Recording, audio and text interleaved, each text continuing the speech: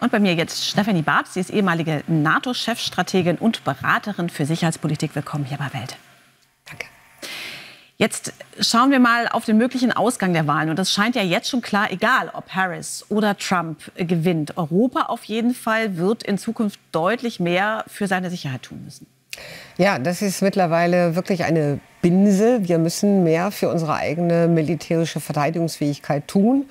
Das ist etwas, was wir seit den letzten Jahren wissen. Leider ist es so, dass viele der Verbündeten und leider auch Deutschland nicht darauf reagiert haben oder nur sehr verspätet und zögerlich. Wir haben zwar einige Weichenstellungen unternommen, aber wir sind als Europäer und auch als Deutschland nicht in der Lage, uns ohne die Amerikaner militärisch zu verteidigen.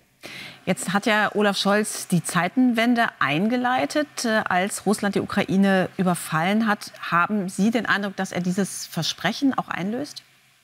Nicht wirklich. Aber wenn ich beispielsweise an die Bundeswehr denke, dann sehe ich immer noch, dass die Bundeswehr unterfinanziert ist. Wir brauchen viel mehr Finanzen, viel mehr Geld. Wir brauchen eine langfristige Finanzstrategie auch, um letztendlich aus einem Tal herauszukommen, in dem wir lange waren. Nach den Berechnungen des Kieler Instituts für Weltwirtschaft bräuchten wir bei dem gegenwärtigen Tempo 100 Jahre, um auf den Stand unserer Ausrüstung zu kommen, die wir in den 90er Jahren hatten. Und das zeigt Ihnen wahrscheinlich oder uns, wie weit wir da mittlerweile gekommen sind, nämlich nicht sehr weit.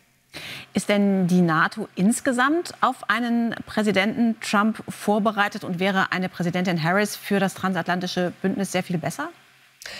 Frau Harris ist eine bekennende Multilateralistin, eine bekennende NATO-Unterstützerin. Und das würde natürlich es in vielen Bereichen leichter machen, Unterschiede, Differenzen und auch gemeinsame Strategien zu entwickeln. Aber wir dürfen uns nicht täuschen. Auch sie wird natürlich sehr auf den Punkt der militärischen Lastenteilung abzielen. Und sie wird uns Europäer daran erinnern, dass wir mehr als 2% ausgeben müssen für unsere Verteidigung.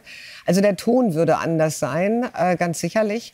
Aber ich erwarte auch von einer Präsidentin Kamala Harris keine strategische Gestaltungskraft, was beispielsweise eine Einladung der Ukraine zur NATO angeht. Bleiben wir beim Thema Ukraine. Die steht ja offenbar vor noch schwereren Zeiten. Und zwar egal, ob Trump oder Harris gewinnt. Dabei gab es ja mal Zeiten, als die USA sogar irgendwelche Marionettenregime gestützt haben, nur um eben diesen großen Feind Russland in Schach zu halten. Ist jetzt Russland einfach so viel weniger bedeutend und wichtig für die USA? Selbstverständlich nicht. Aber es ist für alle erkennbar, dass der amerikanische Wahlkampf so viel Energie und so viel eigenen Fokus von anderen Themen abzieht, dass es für die Ukrainer wirklich sehr, sehr bedauerlich ist, dass sie nun in dieser Warteschleife sein müssen und nicht mehr die Aufmerksamkeit haben, die ihnen eigentlich gebührt. Und ich habe die Befürchtung, dass, wenn wir jetzt an einen sehr strittigen Wahlausgang denken und beispielsweise einen Trump sehen, der eine Verfassungskrise auslöst, dass das die Amerikaner für einen längeren Zeitraum, nicht nur für ein paar Tage, vielleicht sogar für ein paar Wochen und Monate lähmen würde. Und das wäre in der Tat wirklich schlecht für die Ukraine, denn Präsident Putin wird davon profitieren wollen.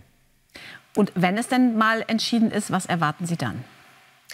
Dann erwarte ich, dass eine Kamala Harris als Präsidentin ihre Unterstützung für die Ukraine fortsetzt. Aber viel wird natürlich davon abhängen, wie sich die Mehrheitsverhältnisse im Kongress darstellen.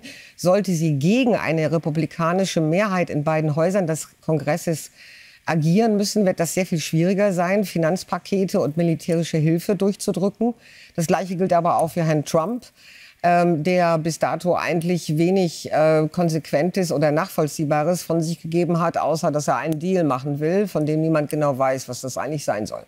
Und jetzt erleben wir aber nicht nur diese Aufmerksamkeit, die abgezogen wird von der Ukraine in den USA, sondern auch in Europa selber. Kriegsmüdigkeit. Wird denn der neue NATO-Generalsekretär Mark Rutte tatsächlich dieses Versprechen einlösen können, dass man die Ukraine so lange unterstützt, wie es nötig ist?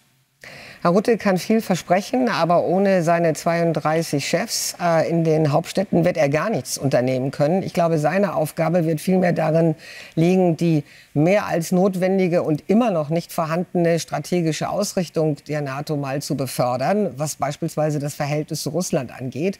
Aber versprechen kann er viel machen, aber er hat ja gar keine Macht, das letztendlich umzusetzen. Sagt die Beraterin für Sicherheitspolitik Stefanie Babs. Dankeschön für Ihren Besuch hier im Studio.